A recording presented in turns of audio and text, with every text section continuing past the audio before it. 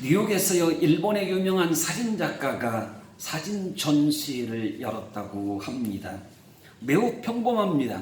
근데 유독히 눈에 띄는 한 작품이 있었는데, 그것은 한 인간의 고독이라고 하는 제목이 붙어 있는 그러한 사진이 걸려 있었다는 것입니다. 그림의 내용은 그렇습니다. 뉴욕의 뒷골목에 흑인들만 살고 있는 거리를 배경으로 삼고 있었던 그 좁은 방 한 칸에 노인이 담요 한 장을 끌어안고 덮고서 누워있는 그 모습이었습니다. 창가에는 차가운 냉기가 맴돌고 있는 그 공간이었습니다. 그런데 한 가지 더 있었던 것은 뭐냐면, 누워있었던 이 어르신, 이 노인 곁에 머리맡에 무엇이 있는가 하면 길게 늘어뜨려져 있었던 그 전화선이 달린 전화기 한 대가 늘어져 있었습니다. 바로 이것은 무엇을 우리에게 가르쳐 주는가 하면, 밀폐된 공간에 줄 하나 달린 전화기는 바로 현대인의 고독을 이야기해 주고 있다는 것입니다. 고독의 첫째 원인은 과연 무엇일까요?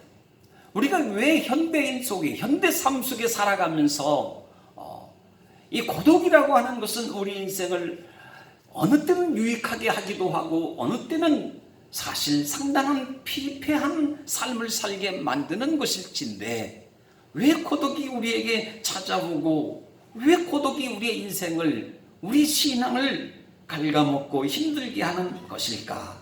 그런 생각을 하게 됩니다. 그것은 바로 자신을 사랑해 줄 사람이 없다는 것과, 또 자신이 사랑할 대상이 없다는 것이 고독을 가져오는 원인이라는 거예요. 고독과 사랑이라고 하는 것은 뗄 수가 없다는 것입니다. 사랑이 있으면 고독이 사라지고, 사랑이 없으면 고독이 밀려오게 된다는 말씀입니다. 여러분, 그렇다면 우리의 이와 같은 삶의 현장 가운데에 언제 어느 때 우리가 겪고 있는 고독인지 모르지만, 인생의 이러한 비참한 고독 속에서 건져줄 수 있는 것은 그 무엇이, 어떤 것이 우리의 고독의 삶 속에서 우리를 편안하게 건져줄 수 있을까 하는 것입니다. 그것은 바로 하나님의 사랑이라고 하는 말씀입니다. 아멘. 오늘 하나님의 사랑, 그 사랑이 시편 오늘 40편 2절에 그렇게 말씀하십니다. 나를 기가 막힌 웅덩이와 수렁에서 끌어올리셨도다고 말씀하세요. 아멘. 누가 그곳까지 찾아오겠어요? 웅덩이 누가 찾아오겠어요? 수렁까지 누가 샅샅이 뒤져가면서 그 고독의 인생, 슬픈 인생을 찾아와서 그 고독을 건져주시겠다고, 고독 속에서 건져주시겠다고 누가 그렇게 힘쓰고 애쓰겠느냐는 것입니다. 우리가 쉽게 요셉의 인생을 돌아봐도 그렇지 않습니까? 이삭이, 야곱이 그의 자녀들 12아들들 사랑했어요. 그래도 불구하고 유독히 요셉을 사랑하잖아요. 그래서 형들이 시기질투하여서 요셉을 알게 모르게 광야로 나왔을 때요, 그 구덩이에 던져 넣어버리잖아요. 그리고 옷에 짐승의 피를 묻히고는 그 옷가지를 가지고는 아버지에 가지고 가서는, 아버지 큰일 났습니다. 왜 그러냐고. 동생이 요셉이 짐승에게 물려 죽었습니다. 그 순간 그 야곱, 그 아버지의 마음이 얼마나 괴롭고 얼마나 고통스러웠을까요? 근데 여러분, 요셉은 살았을까요? 죽었을까요? 살았습니다. 살아있습니다. 분명히 죽었어야 마땅한 거예요. 웅덩이 던져졌습니다. 그런데 형제들의 말이, 이 동생을 그냥 우리가 죽이는 것은 말이 안 된다. 노예로 파는 게 그래도 낫겠다 싶어서 살려준 것이야. 형들의 마음을 감동시키고, 요셉이 구덩이 웅덩 가운데 던지움 받고 떨어뜨려져서 고독 속에 죽을 수밖에 없었는데, 그 요셉을 꺼내주셔서 애굽으로 노예로 비록 팔려가기는 했지만, 그가 세계 모든 백성들의 생명을 살릴 수 있는 구원자로 그렇게 애굽의 총리의 역할을 할 수 있도록 요셉을 도우신 분이 누구냐는 거예요. 바로 주께서 그리하신 것이죠. 아멘. 주님께서 형제들의 마음을 모르긴 해도 감동시켜서 요셉을 그 웅덩이에서 끄집어내게 하셨을 거예요. 그 모든 것이 하나님의 섭리였고 계획이었다는 것입니다. 끝내 요셉이 마지막 때 형제와 상봉함이 죄악을 다시 만날 때 그렇게 하는 거죠. 형님들이 나를 버렸다고 생각하십니까? 그건 잘못 생각하신 것입니다. 하나님이 나를 이곳까지 먼저 오게 하셔서 이곳으로 보내셔서 수많은 백성들을 살리게 하시려고 악을 선으로 바꾸셨습니다. 하나님이 구더기와 같은 나를 거기 던져 있었을 때에 하나님은 그곳에서도 감옥에서도 너희 생을 종살이 하는 그때에도 수많은 고독이 밀려왔지만 하나님이 내게 평강의 축복을 주심으로 하나님의 사랑으로 내가 살아있다고 죄의 기쁨을 나눴던 적이 있지 않습니까? 아멘. 오늘 이 본문의 삭개오라고 하는 사람도 바로 고독이라고 하는 수렁에 빠진 사람 중에 한 사람이라는 거예요. 어쩌면 예수님을 믿든 믿지 않는 사람은 두말할 것 없지만 오늘 요셉과 같은 인생, 오늘 삭개오와 같은 인생처럼요, 나도 생각지 못한 어떤 고독 속의 수렁 속에 빠져서 그렇게 헛떡이며 어떻게 발버둥치며 고독 속에 헤어나오지 못하면서 그렇게 살아가는 사람들이 알게 모르게 많이 있을 거라는 거예요. 어쩌면 그 고독을 벗삼아서 살아가는 사람들이 더 훨씬 더 많은지 몰라요.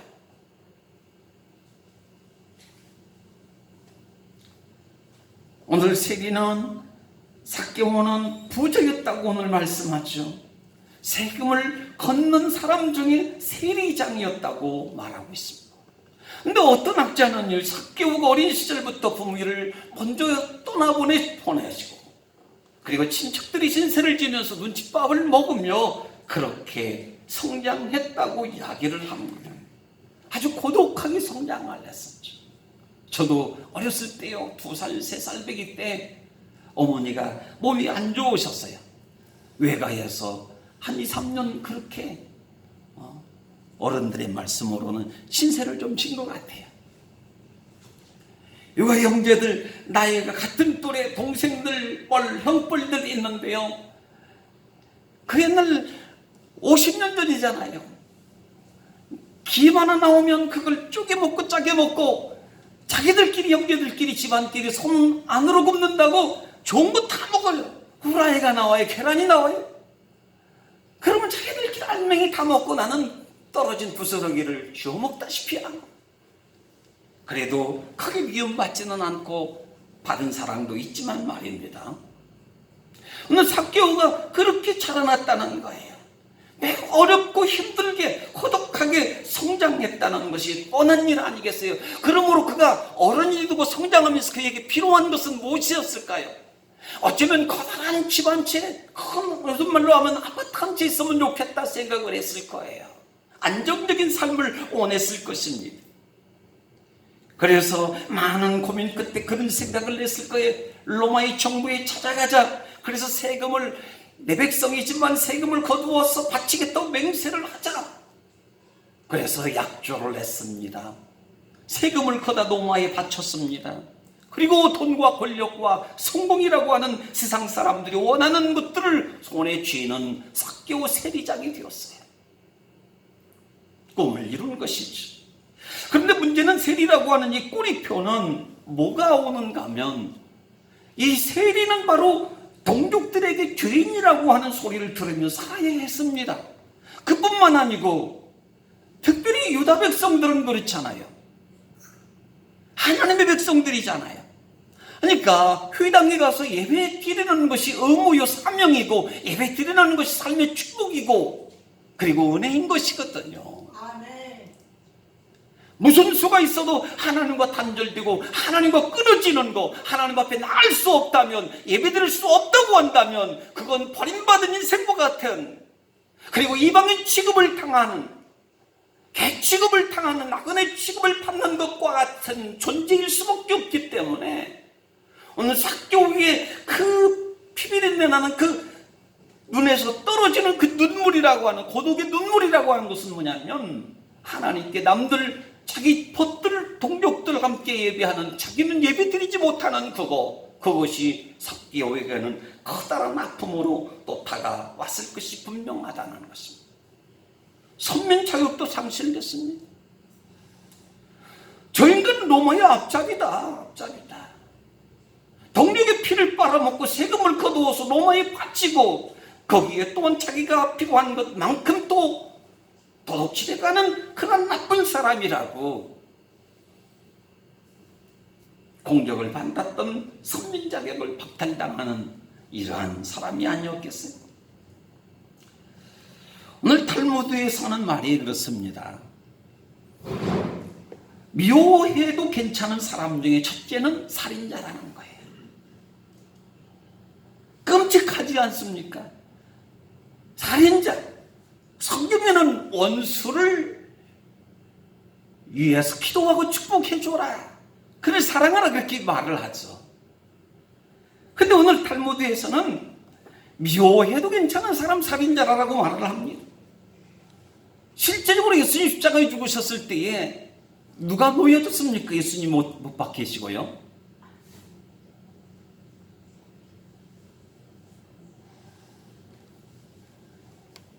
그 정치범 한 사람이 못 박히고.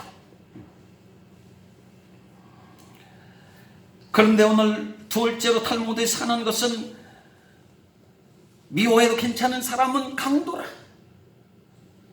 근데 가장 평판이 나쁜 사람, 미워해도 괜찮은 대상은 세리라고 기록하고 있다는 것입니다. 강도와 살인자보다 더 악질인 사람, 더 나쁜 사람, 더 좋지 않은 사람이 누구냐? 세리라고 이야기를 하고 있어요.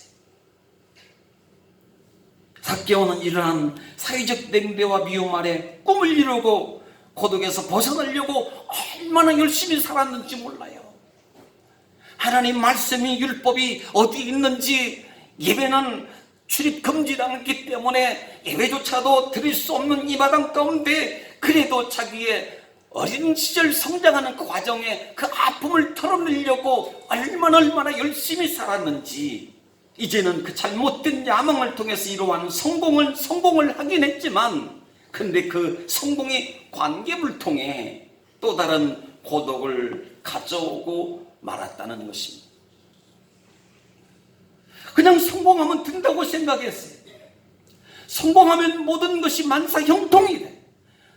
성공하면 모든 관계가 좋아지고, 그리고 많은 사람들이 자기를 존경하고 또 대우하고 환대해 줄 거라, 그런 생각을 가졌지 않겠어요? 근데 잘못된 성공이 또 다른 고독을 가져오더라는 것입니다. 신명기 28장 29절에 보니 그런 말씀을 하세요. 맹인이 어두운 데에서 더듬는 것과 같이 내가 백주에도 더듬고 내 길이 형통하지 못하여 항상 압제와 노략을 당할 뿐이니라. 너를 구원할 자가 없을 것이며 그랬습니다. 삭개오가 이렇게 살았다는 거예요. 이렇게 얼마나 잘못된 성공이지만 성공하기 위해서, 아니 돈 벌기 위해서, 많은 재산을 모으기 위해서 얼마나 많은 사람들하고 부딪힘을 당하고 자기 어쩌면 인격과 양심을 팔아버리고 이렇게 살았겠어요. 얼마나 고디고 험한 인생을 살았겠어요. 의지할 데 없는 삭개오가 말이죠. 겉으로 볼 때 잘 나가는 것 같잖아요. 성공자의 인생인 것 같잖아요. 그런데 오늘 신명기 28장 29절 말씀처럼 그런 맹인처럼 사는 거예요. 맹인처럼 살았다. 무엇이 그의 눈에 선이 들어오고 그의 눈에 뭐가 좋고 나쁜 게 따로 있겠어요.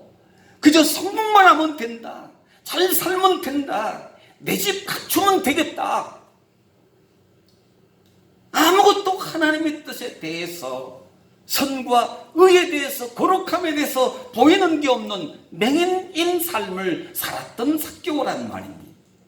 갈 길을 알지 못했어요. 어떻게 가는 것이 바로 가는 것인지 몰랐어요. 그저 잘 살고 부하게만 되면 되는 것이 삭개오의 꿈이었어요. 그의 영혼이와 압제와 노력을 당하면서 구원 없이 살았다는 것을 오늘 증명해주고 있는 것이죠.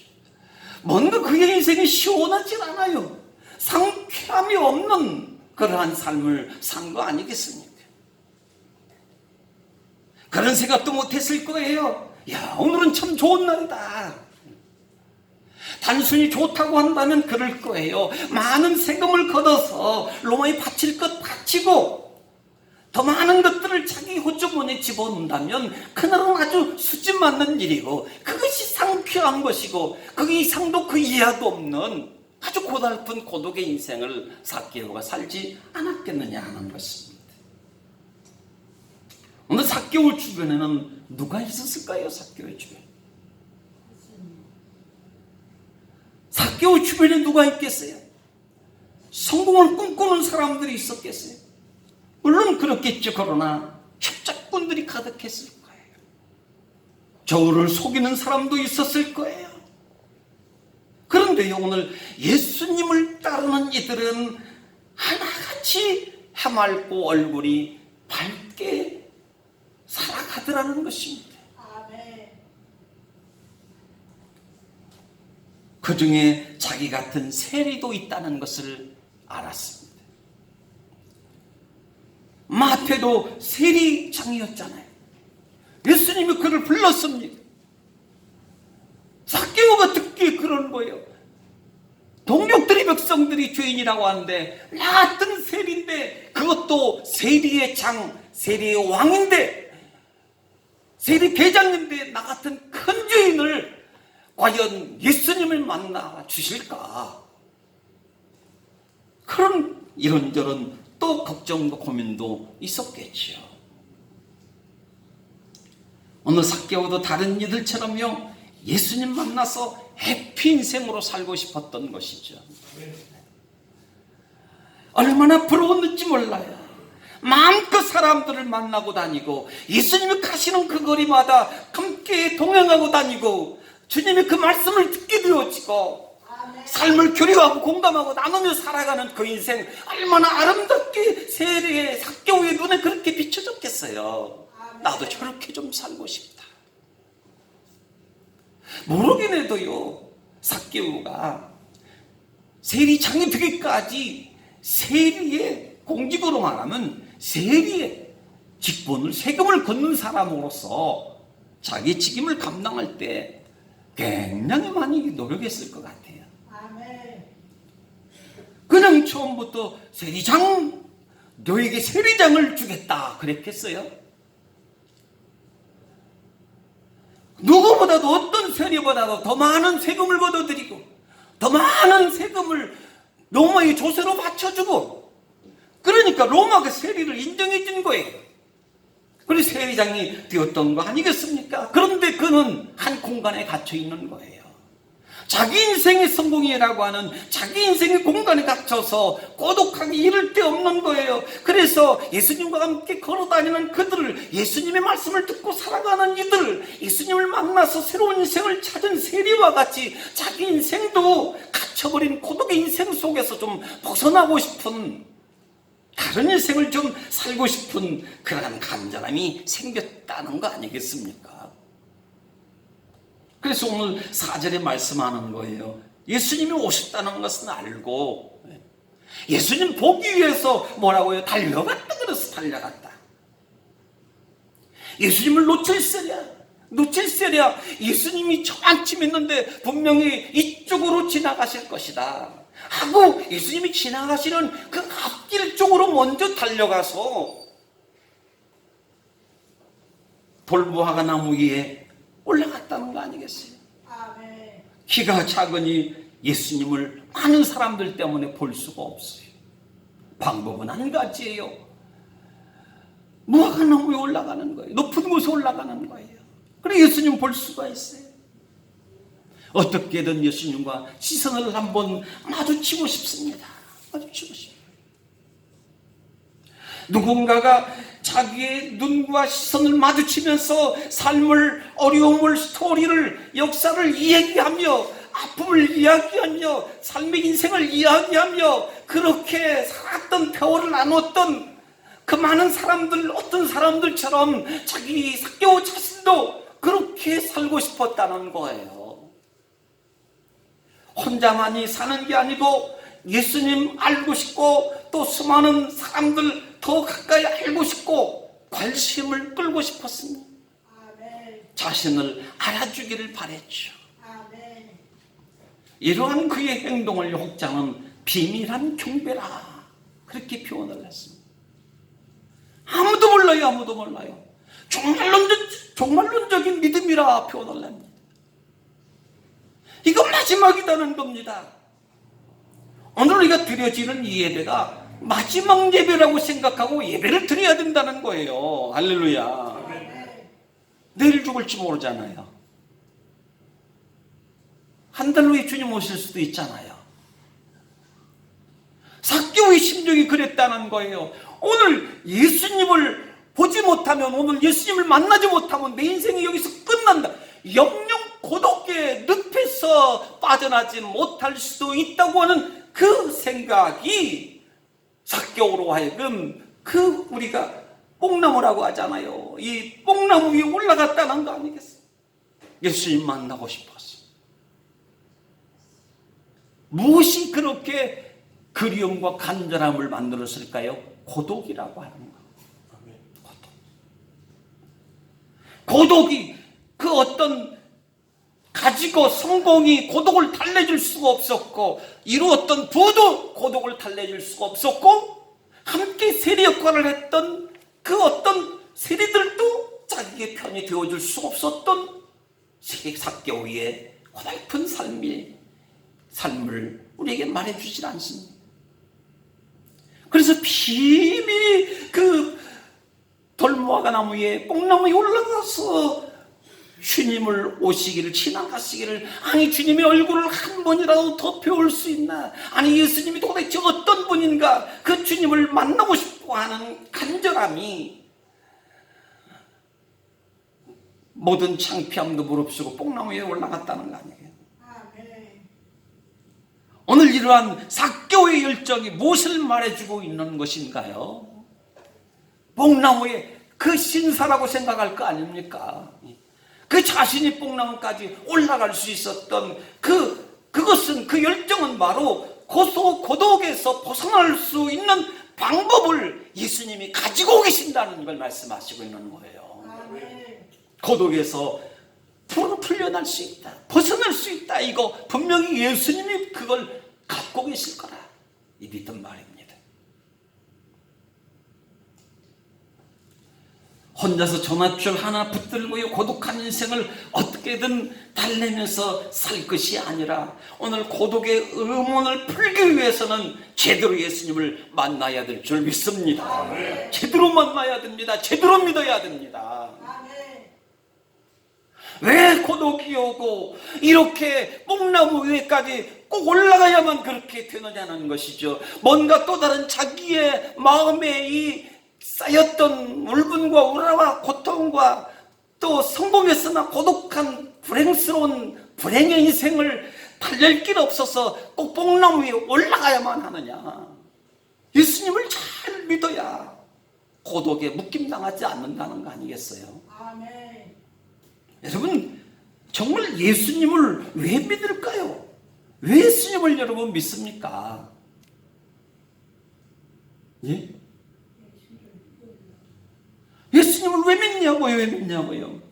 우리는 예수님 분명히 믿어요. 근데 예수님을 안 믿는 사람을 두고 말하자면, 우리가 예수님을 믿는데 믿는 것은 바로 천국이 있기 때문에 그런 거 아니겠습니까? 천국이 있어요.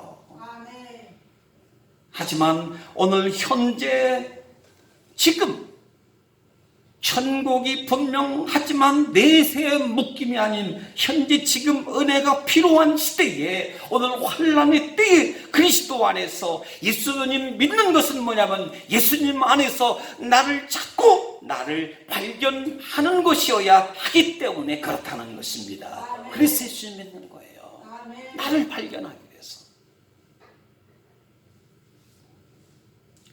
그래서 빌립보서 3장 8, 9절에 이런 말씀을 하세요. 우리 함께 읽어볼까요? 시작. 또한 모든 것을 해로 여김은 매주 그리스도 예수를 아는 지식이 가장 고상하기 때문이라. 내가 그를 위하여 모든 것을 잃어버리고 배설물로 여김은 그리스도를 얻고 그 안에서 발견들이 아니라.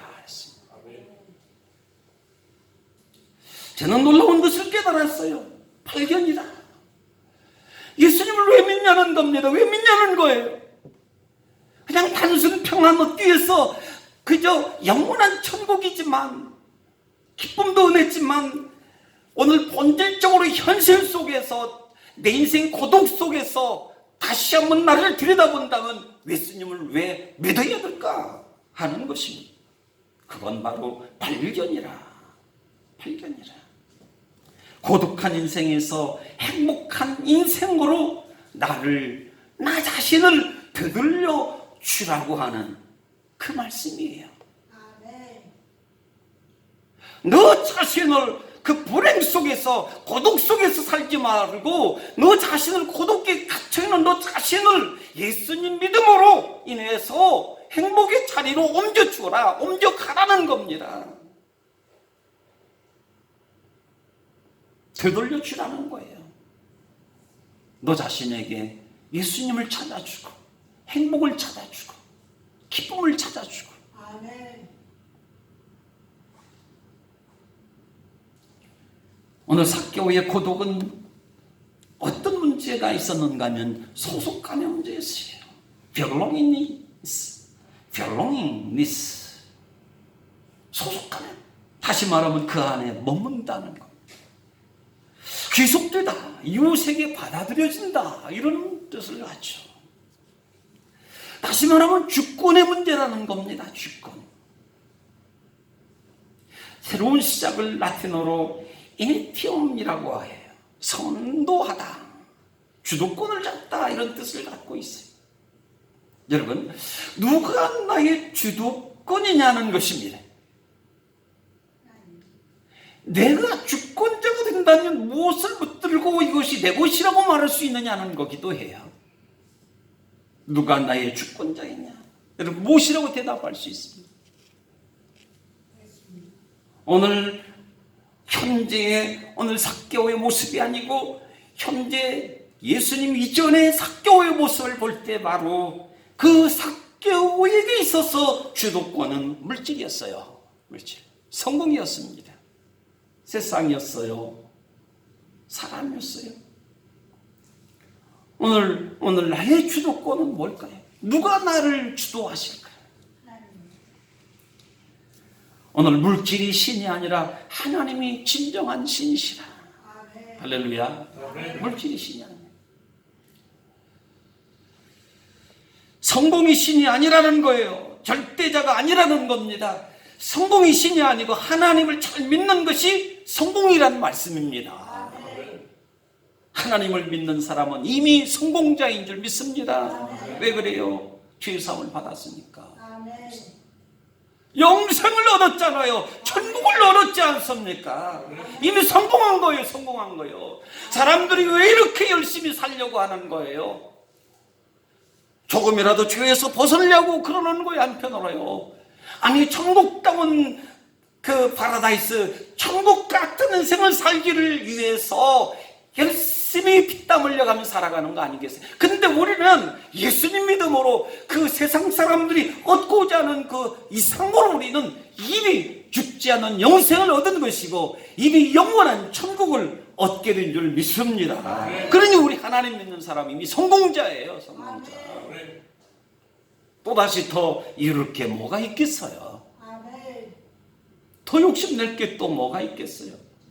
그렇죠. 부지런히 열심히 주를 섬기고 맡겨진 성령을 감당하면 잘 사는 거죠.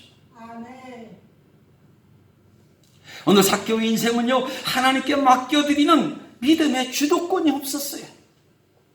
믿음의 주도권. 우리에게 나를 주관하시는 하나님의 주도권이 절대적으로 필요한 줄 믿습니다. 하나님이 나를 주도해 가시는 거예요. 하나님이 선도해 가시는 거예요. 길 없는 광야길을 샘없는 광야의 샘을 터뜨려 우물을 마시게 하시는 것처럼 하나님이 그 이스라엘 민족을 40년 동안 그것도 하루도 빼놓지 않고 하늘에서 만나를 떨어뜨려서 메추라기를 바다에서 불어오게 하여 먹게 하시는 것처럼 하나님이 주도적으로 그 백성들을 이끌어간 것처럼 하나님이 절대 주도권자가 나의 주권자가 되시는 하나님이셔야 된다는 사실입니다.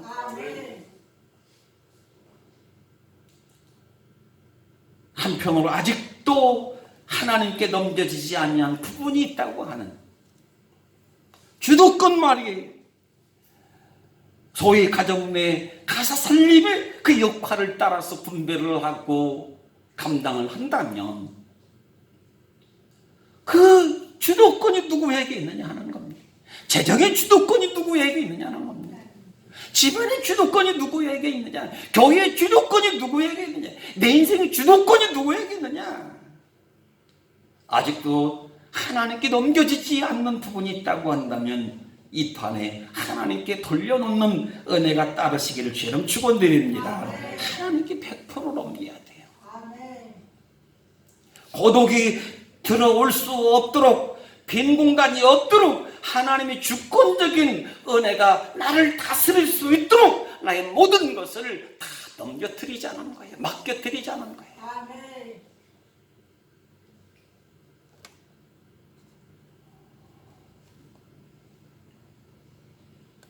오늘 한번 고백하십시다. 주님, 나의 인생의 주도권을 주님께 넘겨드립니다. 주님께 넘겨드립니다. 그냥 하나님 믿으면서 하나님은 따로 계시고 내 인생 따로 있는 게 아니에요. 주님과 우리가 더불어 산다고 말씀하잖아요. 교회 머리가 주님이시라고 말씀하시잖아요. 우리를 인도하시고 안내하시는 분이 누구이십니까? 하나님이에요. 하나님께 우리의 갈 길을, 나의 갈 길을 아시는 주님께 삶의 주도권을 송두리째 맡기기를 주님 축복합니다. 그럼 주님이 맡기는 대로 이끌어 가신다니까요. 맡기는 것은 다 책임져 주세요. 근데 맡기지 않는 걸 어떻게 할 거예요?